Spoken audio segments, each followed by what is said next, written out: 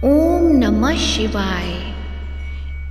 गौरी शंकर भगवान की जय हो। प्रिय भक्तजनों, आज की इस वीडियो में हम सुनेंगे सोमवार व्रत कथा। तो प्रेम से बोलिए शंकर भगवान की जय हो। एक समय की बात है, भगवान शिव माता पार्वती के साथ भ्रमण करते हुए मृत्युलोक के अमरावती नगर में पहुँचे, जहाँ उस नगर के राजा ने भोलेनाथ का एक विशाल और खूबसूरत मंदिर बनवा रखा था। शिवजी और माता पार्वती उस मंदिर में रहने लगे। एक दिन माता पार्वती ने भगवान शिव से चौसर खेलने की इच्छा जताई। तब भगवान शिव माता पार्वती के साथ चौसर खेलने बैठ गए। जैसे ही खेल प्रारंभ हुआ, वैसे ही उस मंदिर का पुजारी वहां आ गया। तब माता पार्वती ने पुजारी जी से सवाल किया कि यह बताइए कि इस बाजी में किसकी जीत होगी। तब ब्राह्मण ने कहा कि इस खेल में महादेव जी की जीत होगी, परंतु ऐसा नहीं हुआ। जीत माता पार्वती की हुई। माता पार्वती ब्राह्मण के झूठी भविष्यवाणी करने की वजह से क्रोधित हो गई और उन्होंने ब्राह्मण को कोढ़े होने का श्राप दिया। इसके बाद शिव और पार्वती कैलाश पर्वत लौट गए। माता पार्वती द्वारा दिए गए श्राप की वजह से पुजारी कोढ़े हो गया। उसकी ऐसी हालत देखकर नगर के स्त्री पुरुष उससे दूर दूर रहने लगे। नगर के कुछ लोगों ने राजा से पुजारी के कोढ़े होने की बात पूछी। जब राजा को पता चला कि पुजारी की किसी पाप के कारण ऐसी हालत हुई है, तो उन्हें पुजारी को मंदिर से निकलवा दिया। इसके बाद कोढ़ी पुजारी मंदिर के बाहर बैठकर ही भिक्षा मांगने लगा। इस तरह से कई दिन बीत गए। तब स्वर्गलोक की कुछ अप्सराएं उस मंदिर में आईं और उस पुजारी से उसके कोढ़े होने का कारण पूछा। पुजारी ने निसंकोच सारी बातें बता दी। तब अप्सराओं ने पुजारी को 16 सोमवार व्रत रखने की सलाह दी। अप्सराओं ने पुजारी को 16 सोमवार व्रत की विधि बताते हुए कहा कि सोमवार के दिन सूर्योदय से पहले उठना, फिर स्नानादि से निवृत्त होकर स्वच्छ वस्त्र धारण कर लेना। इसके उपरांत आधा सेर गेहूं का आटा लेकर उसके 3 अंग बनाना। फिर भगवान शिव की प्रतिमा के समक्ष घी का दीपक जलाकर गुड़, नैवेद्य, फूल, बेलपत्र, चंदन, अक्षत, जनेऊ का जोड़ा लेकर विधि विधान प्रदोष काल में भगवान शिव की पूजा करना।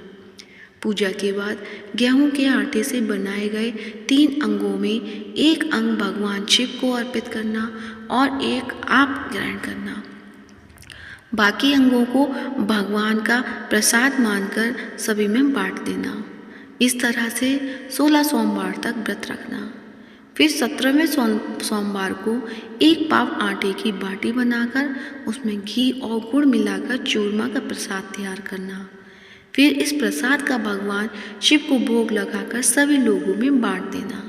इस तरह से 16 सोमवार व्रत करने और व्रत कथा सुनने से तुम्हारे सारे कष्ट दूर हो जाएंगे।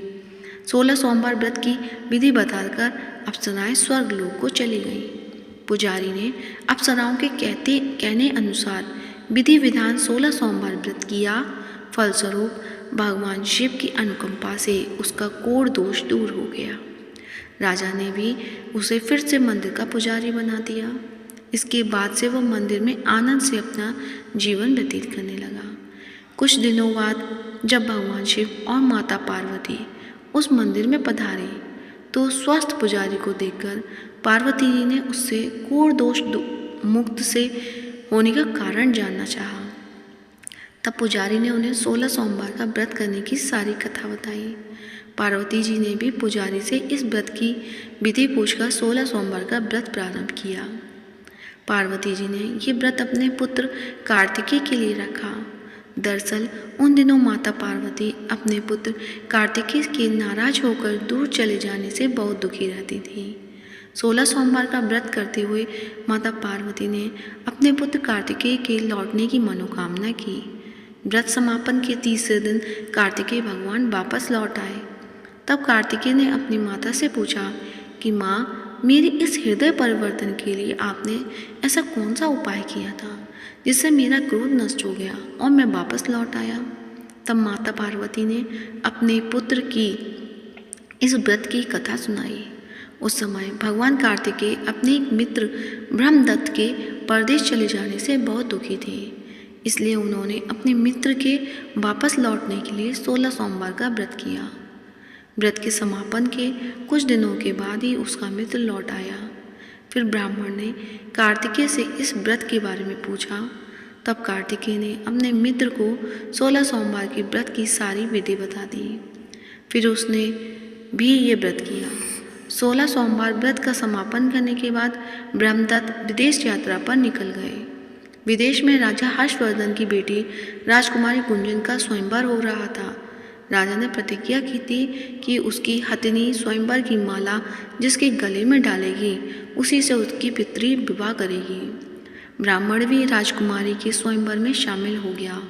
तभी एक सजी धजी हथिनी सूंड में जयमाला लिए वहां आई और उसने ब्राह्मण के गले में जयमाला डाल दी। फलस्वरूप राजकुमारी का विवाह ब्राह्मण से करा दिया गया। एक दिन ब्राह्मण की पत्नी ने पूछा कि हे प्राणनाथ, आपने ऐसा कौन से शुभ कार्य किए कि उस हथिनी ने सभी राजकुमारों को छोड़कर आपके गले में जयमाला डाली। तब उस ब्राह्मण ने अपनी पत्नी को 16 सोमवार के व्रत की विधि बताई। इसके बाद राजकुमारी ने भी पुत्र की इच्छा से 16 सोमवार का व्रत किया। कुछ समय बाद भगवान शिव की अनुकंपा से राजकुमारी को भी एक सुंदर और स्वस्थ पुत्र की प्राप्ति हुई, जिसका नाम गोपाल रखा गया। बड़े होकर राजकुमारी ने पुत्र गोपाल ने अपनी माँ से पूछा कि माता, मैंने तुम्हारे ही घर में जन्म क्यों लिया, इसका क्या कारण है। तब माता गुंजन ने पुत्र को 16 सोमवार व्रत की महिमा के बारे में बताया। व्रत का महत्व जानकर गोपाल ने भी ये राज्य पाने की इच्छा से ये व्रत किया। व्रत समापन के बाद गोपाल घूमने के लिए अपने नगर के पास ही दूसरे किसी नगर में गया। वहाँ के व्रत राजा को गोपाल पसंद आ गया और उसने अपनी पुत्री मंगला का विवाह गोपाल से करा दिया। 16 सोमवार के व्रत करने से ही गोपाल महल में पहुंचकर आनंद से रहने लगा। 2 साल बाद उस व्रत राजा का निधन हो गया तो गोपाल उस नगर का राजा बन गया। राजा बनने के बाद भी वह विधिवत 16 सोमवार का व्रत करता रहा और व्रत के 17वें सोमवार को गोपाल ने अपनी पत्नी मंगला से व्रत की सारी सामग्री लेकर वह शिव मंदिर पहुंचने के लिए कहा। लेकिन पत्नी ने अपनी पति की आज्ञा का उल्लंघन करते हुए सेवकों द्वारा पूजा की सामग्री मंदिर में भेज दी। जब राजा ने भगवान शिव की पूजा पूरी की तब आकाशवाणी हुई कि हे राजन, तेरी पत्नी ने 16 सोमवार व्रत का अपमान किया है, इसलिए रानी को महल से निकाल दे, नहीं तो तेरा सारा धन वैभव नष्ट हो जाएगा। आकाशवाणी सुनकर राजा ने रानी को महल से निकाल दिया। इस तरह से रानी भूख की प्यासी उस नगर में भटकने लगी। फिर रानी को उस नगर में एक बुढ़िया मिली जो सूत काटकर बाजार में बेचने जा रही थी, लेकिन उससे सूत उठ नहीं रहा था। तब बुढ़िया ने रानी से कहा, बेटी, यदि तुम ये सूत उठाकर बाजार तक पहुंचा दोगी तो मैं तुम्हें धन दूंगी। रानी ने बुढ़िया की बात को मानते हुए जैसे ही सूत की गठरी को हाथ लगाया तभी जोर की आंधी चली और गठरी खुल गई, जिससे सारा सूत आंधी में उड़ गया। तब बुढ़िया ने उसे फटकार कर भगा दिया। फिर रानी चलते चलते किसी नगर में एक तेली के घर पहुंची। तेली को रानी की हालत देखकर उस पर तरस आ गया, इसलिए उसने रानी को घर में रहने के लिए जगह दे दी। लेकिन तभी तेली के तेल से भरे मटके एक एक करके फूटने लगे। तब तेली ने रानी को मनहूस मानकर घर से भगा दिया। इसी तरह से भूख प्यास से व्याकुल रानी वहाँ से भी चल दी। इसके बाद तब एक नदी पर जल पीकर रानी ने अपनी प्यास शांत करनी चाही तो नदी का जल उसके छूके ही सूख गया। फिर रानी अपने भाग्य को कोसती एक जंगल में पहुंची। जंगल में एक तालाब था जिसमें निर्मल जल भरा हुआ था। निर्मल जल देखकर रानी की प्यास और तेज हो गई। रानी तालाब से जल पीने के लिए जैसे ही तालाब की सीढ़ियाँ उतरी वैसे ही उस जल में असंख्य कीड़े उत्पन्न हो गए। रानी ने अंत में दुखी होकर उस गंदे जल को पीकर ही अपनी प्यास शांत की। इसके बाद जब रानी ने एक पेड़ की छाया में बैठकर कुछ देर आराम करना चाहा तो वह पेड़ सूख गया। रानी जैसे ही दूसरे पेड़ के नीचे जाकर बैठी वो भी सूख गया। वन और सरोवर की यह दशा देखकर उस वन के ग्वाले बहुत हैरान हुए। ग्वाले उस रानी को मंदिर में पुजारी जी के पास ले गए। रानी को देखते ही पुजारी जान गए कि अवश्य ही किसी बड़े घर की है, किसी पाप के कारण ऐसे दर दर भटक रही है। तब पुजारी ने रानी से कहा, पुत्री तुम इस मंदिर में रहो, भगवान की कृपा से कुछ ही दिनों में सब ठीक हो जाएगा। रानी उस मंदिर में रहने लगी, लेकिन रानी भोजन बनाती तो सब्जी जल जाती, आटा छूती तो उसमें कीड़े पड़ जाते, जल स्पर्श करती तो उसमें बदबू आने लगती। पुजारी भी रानी के दुर्भाग्य से चिंतित होते हुए बोले कि हे पुत्री, अवश्य ही तुझसे कोई अनुचित काम हुआ है जिसके कारण तेरी ऐसी दशा हुई है। पुजारी की बात सुनकर रानी ने सारी घटना बता दी। पुजारी ने कहा कि अब तुम चिंता नहीं करो, सच्चे मन से 16 सोमवार के व्रत करना शुरू कर दो। पुजारी की बात मानकर रानी ने ये व्रत प्रारंभ कर दिए। जब रानी ने 17वें सोमवार को विधिवत व्रत का समापन किया तो उधर उसके पति को रानी की याद आई। राजा ने तुरंत अपने सैनिकों को रानी को लाने का आदेश दिया। रानी को ढूंढते हुए सैनिक मंदिर में पहुंचे और रानी से वापस लौटने के लिए कहा। तब पुजारी ने सैनिकों से रानी के वापस जाने के लिए मना कर दिया। इसके बाद राजा स्वयं उस मंदिर में पुजारी के पास पहुंचे और रानी को महल से निकाल देने के कारण पुजारी जी से क्षमा मांगी। तब पुजारी ने कहा, यह सब भगवान शिव के प्रकोप के कारण हुआ है। तब पुजारी ने रानी को वापस भेज दिया। रानी महल में आ गई। रानी के स्वागत में पूरे नगर को सजाया गया और राजा ने ब्राह्मण को अन्न, वस्त्र और धन का दान दिया। इस तरह से रानी 16 सोमवार का व्रत करते हुए अपने पति के साथ महल में आनंद पूर्वक रहने लगी। भगवान शिव की अनुकंपा से उसका जीवन खुशियों से भर गया। कहते हैं, जो कोई 16 सोमवार व्रत की कथा सुनता है या सुनाता है उसकी सभी मनोकामनाएं पूरी होती हैं। तो प्रेम से बोलिए, शंकर भगवान की जय हो, गौरी माता की जय हो। अब सुनते हैं सोमवार व्रत की दूसरी पौराणिक कथा। एक साहूकार था। वह भगवान शिव का अनन्य भक्त था। उसके पास धन दौलत किसी भी चीज की कमी नहीं थी। तब भी वह उदास रहा करता था क्योंकि उसकी कोई संतान नहीं थी और संतान प्राप्ति की कामना के लिए वह रोज भगवान शिव के मंदिर में जाकर दीपक जलाता था। साहूकार के भक्ति भाव को देखकर एक दिन माता पार्वती ने भोलेनाथ से कहा कि प्रभु, यह आपका अनन्य भक्त है, इसके सभी कष्टों को अवश्य दूर करना चाहिए। शिव जी बोले कि हे देवी, इस साहूकार की कोई संतान नहीं है, यही इसके दुख का कारण है। माता पार्वती ने कहा कि हे ईश्वर, कृपा करके इसे पुत्र का वरदान दीजिए। तब भोलेनाथ ने कहा कि हे पार्वती, इस साहूकार के भाग्य में संतान का योग नहीं है। अगर इसे पुत्र प्राप्ति का वरदान मिल भी गया तो वह केवल 12 वर्ष तक जीवित रहेगा। इसके बाद भी माता पार्वती नहीं मानी और बोली, प्रभु, आपको इस साहूकार को पुत्र का वरदान देना ही होगा, वरना भक्त क्यों आपकी सेवा पूजा करेंगे। माता पार्वती के बार बार कहने से भोलेनाथ ने साहूकार को पुत्र का वरदान दिया, लेकिन यह भी कहा कि पुत्र केवल 12 वर्ष तक ही जीवित रहेगा। साहूकार ये सब बातें सुन रहा था। ये सुनने के बाद वह पहले की तरह भोलेनाथ की पूजा अर्चना करता रहा। वरदान के प्रभाव से 9वें महीने में साहूकार को पुत्र की प्राप्ति हुई। परिवार में खूब खुशियां मनाई गई, लेकिन साहूकार पहले की तरह ही उदास रहा और पुत्र की कम आयु का जिक्र उसने किसी से भी नहीं कहा।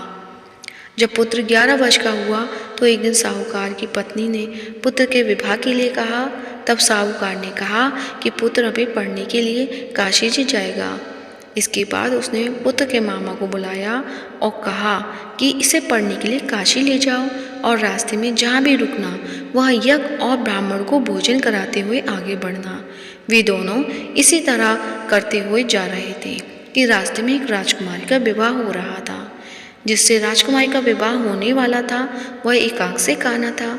उसके पिता ने जब अति सुंदर साहूकार के बेटे को देखा तो उसने सोचा कि क्यों न इसे दूल्हा बनाकर शादी के सारे कार्य संपन्न करा लिए जाएं। इसके लिए राजा ने मामा को बहुत सारा धन दिया। तब मामा बालक को दूल्हा बनाने के लिए मान गया। इसके बाद साहूकार का बेटा दूल्हा बना और जब विवाह संपन्न हो गया तब जाने से पहले बालक ने राजकुमार की चुन्नी पर लिखा कि तेरा विवाह मेरे साथ हुआ है, लेकिन जिस राजकुमार के साथ तुझे भेजेंगे वह एक आंख से काना है। इसके बाद वह अपने मामा के साथ काशी के लिए चला गया। जब राजकुमारी ने अपनी चुन्नी पर लिखा हुआ पढ़ा तो उसने राजकुमार के साथ जाने से मना कर दिया। तब बारात वापस लौट गई। उधर मामा और भांजे काशी जी पहुंच गए थे। एक दिन जब मामा यज्ञ की तैयारी कर रहे थे और भांजा बहुत देर तक बाहर नहीं आया तो मामा ने अंदर जाकर देखा तो भांजे के प्राण निकल चुके थे। वह बहुत परेशान हुए, लेकिन सोचा कि अभी शोक मनाया तो ब्राह्मण चले जाएंगे और यज्ञ अधूरा रह जाएगा। यज्ञ संपन्न हुआ तो मामा ने रोना पीटना शुरू कर दिया। तभी भगवान शिव पार्वती उधर से जा रहे थे। तब पार्वती ने शिव जी से पूछा कि हे प्रभु, ये कौन रो रहा है? तब उन्हें पता चला कि ये तो वही साहूकार का पुत्र है। तब पार्वती जी ने कहा कि हे प्रभु, इसे जीवित कर दे, नहीं तो रोते रोते इसके माता पिता के प्राण निकल जाएंगे। तब भोलेनाथ ने माता पार्वती से कहा कि इसकी आयु पूरी हो चुकी है। इसकी आयु इतनी ही थी, लेकिन माँ के बार बार आग्रह करने पर भोलेनाथ ने उसे जीवित कर दिया। तब लड़का ओम नमः शिवाय का जप करते हुए उठा। मामा भांजे दोनों ने ईश्वर को धन्यवाद दिया और अपने नगर को लौटे। रास्ते में वही नगर पड़ा, वहाँ राजकुमारी ने उसे पहचान लिया। तब राजा ने राजकुमारी को साहूकार के बेटे के साथ बहुत सारा धन देकर विदा किया।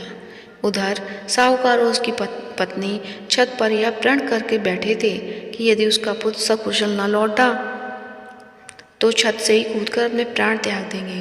तभी लड़की के मामा ने आकर साहूकार के बेटे और बहू के आने का समाचार सुनाया, लेकिन वे नहीं माने। तब मामा ने शपथ पूर्वक कहा कि तब दोनों को यकीन हो गया और दोनों ने अपने बेटे बहू का स्वागत किया। उसी रात साहूकार को स्वप्न में शिव जी ने दर्शन देकर कहा कि तुम्हारे पूजन से मैं प्रसन्न हुआ, इसलिए तुम्हारे पुत्र को जीवन दान दिया।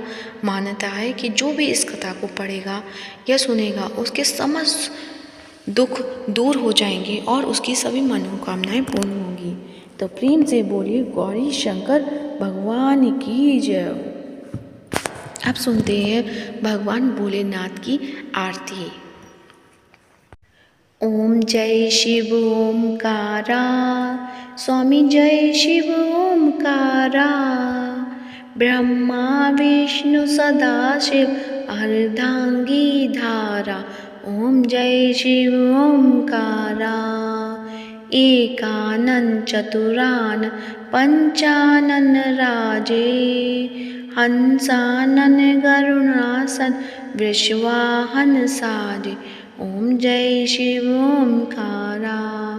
दो भुज चार चतुर्भुज 10 भुज अति सोहे।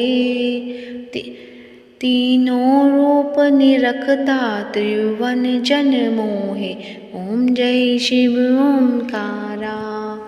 अक्षमाला वनमाला मुंडमाला धारी। चंदन मृग मद सोहे भोले शुभकारी। ओम जय शिव ओमकारा।